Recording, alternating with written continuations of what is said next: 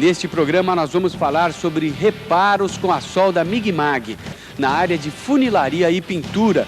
Para a atualização da rede neste assunto, vamos agora ao SESV Brasil.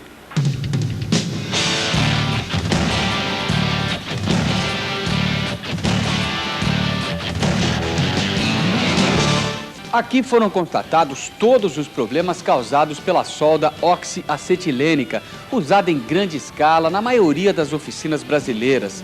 Ela corrói prematuramente as chapas, altera a estrutura do material e, é claro, diminui a segurança e a confiabilidade nos serviços de reparo realizados nos automóveis.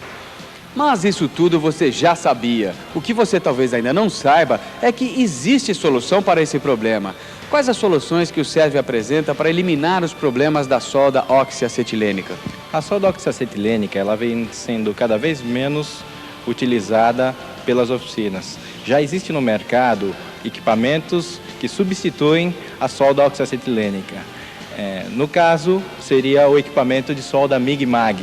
Aqui no SESV, nós vamos estar podendo conhecer um pouco mais de perto o funcionamento e como utilizar esse tipo de equipamento. A solda Mig-Mag se utiliza como fonte de calor a energia elétrica e um fio contínuo é utilizado como eletrodo e é alimentado de forma automática pelo equipamento. É com gás comprimido que se cria a atmosfera de proteção sobre a fusão. Resultado, muito menos oxidação depois da soldagem. Quando o gás é inerte, o processo é conhecido como MIG. Quando é ativo, MAG. Por isso, a soldagem é conhecida como Mig-Mag. Que outros problemas tem a solda oxiacetilênica e quais as vantagens da Mig-Mag em relação a ela?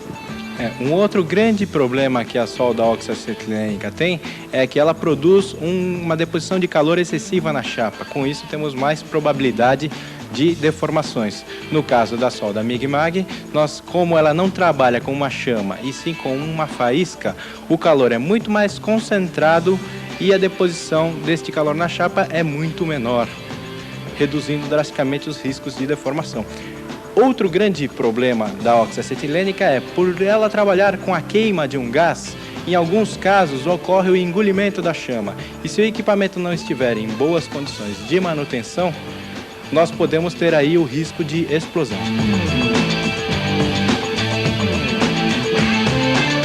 O primeiro passo é conhecermos o gás de proteção e o diâmetro do fio mais adequado para os trabalhos de soldagem com o equipamento Mig-Mag. Para isso, deixamos a regulagem de velocidade do arame em 0 e trabalhamos aqui no regulador de vazão. Para arames 0,6, basta multiplicar por 10 e temos a vazão necessária em litros por minuto. Então, no caso, teremos 6 litros por minuto. Para arame 0,8, multiplicando por 10, temos 8 litros por minuto. Esse é o único cálculo que precisa ser feito? Não, para ambientes muito abertos, nós temos o problema de ventos e golpes de ar, que podem deslocar o gás da região de soldagem. Para isso, a gente abre um pouquinho mais a válvula, aumentamos um pouquinho mais a vazão para mantermos o gás no local e compensarmos essas perdas. Outra regulagem que nós temos é da tensão do equipamento. Para chapas muito finas, a tensão é mais baixa, para evitar com que essa chapa seja perfurada durante a soldagem. A regulagem da velocidade da saída do fio deve ser feita numa chapa similar àquela que será soldada. Quando a velocidade do fio é muito baixa, a gente começa a perceber o ruído de saída do gás e pequenos estalos. A intenção é deixar o ruído o mais estável possível. É como se a gente estivesse regulando uma estação de rádio, procurando o ponto correto da estação de rádio. Como um zumbido de vespa. Sabe aquele zumbido de vespa? Então, quando o zumbido estiver bem estável, é que estamos com a regulagem correta. Qual a importância de uma boa regulagem da velocidade? A principal importância de uma boa regulagem da velocidade é estabilizar o arco elétrico. Tá? Com isso nós temos uma solda perfeita, com pouca deposição de calor e com uma boa qualidade final. Para avaliar se a penetração foi suficiente para a união das duas peças, basta verificar a parte interna da chapa. E se não foi suficiente? Se não for suficiente, nós aumentamos a tensão do equipamento e voltamos a regular a velocidade de saída do arame, para ficar com aquele zumbido de vespa que indica que o arco está novamente estável. Por isso é importante a realização de testes prévios com uma chapa similar. Fazendo o teste antes, evita-se o erro. Não é verdade, Akira? Exato. No carro do cliente, a gente já tem que ir com a regulagem definitiva. O temporizador determina o tempo de soldagem. Com isso, eliminamos a preocupação do soldador com o acionamento do gatilho. Para tempos maiores, temos pontos de solda maiores. E para tempos curtos, no temporizador, temos pontos de soldas menores.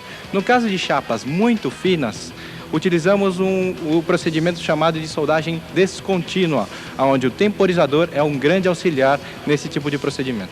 E por que essa necessidade? Porque quando trabalhamos com chapas muito finas, o calor deforma muito mais facilmente essa chapa. Então, para reduzirmos o calor aplicado na chapa, utilizamos a soldagem do tipo descontínua, onde a cada ponto de solda que o soldador realiza, segue-se um tempo de resfriamento. Isso pode ser feito manualmente? Sim, o soldador pode realizar esse trabalho manualmente através da utilização do gatilho da pistola, mas ele pode ser auxiliado pelo próprio temporizador, onde ele deixa de se preocupar na hora de soltar o gatilho da pistola. Para a realização de um cordão de solda, utilizamos o processo de soldagem descontínua, onde a cada ponto realizado segue-se um tempo de resfriamento. Assim, podemos realizar um cordão de solda com pontos superpostos com o mínimo de calor aplicado à chapa.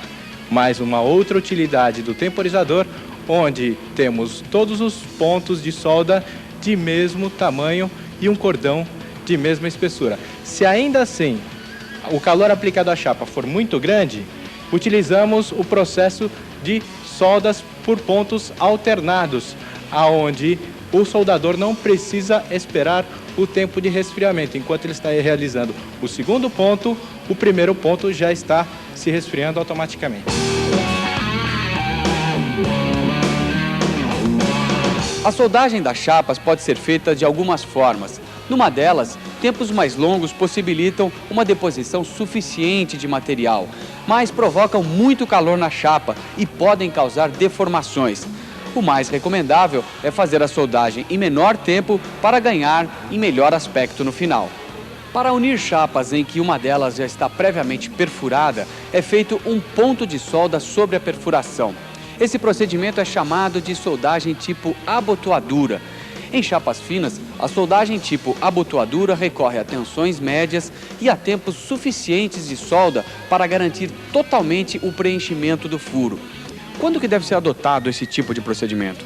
Utilizamos a soldagem do tipo abotoadura para refazermos, na substituição de peças de carroceria, os pontos de solda originais de fábrica, permitindo assim uma boa resistência da união. Mas existe também a solda tipo ponto direto. Ela une duas chapas superpostas sem a necessidade de perfurações. O ponto direto exige tensões mais altas e tempos mais longos do que no caso da solda tipo abotoadura. E ela pode ser usada em carrocerias? Não é recomendável, pois além de nós aplicarmos muito mais calor à chapa, tendo assim mais deformação, o ponto de solda, como a gente pode ver, fica muito grande. Agora você já sabe um pouco mais sobre a solda Mig-Mag, mas não pode esquecer uma coisa: sua segurança. É preciso estar muito atento para o uso de todos os equipamentos de segurança necessários. Não dá para ficar sem eles.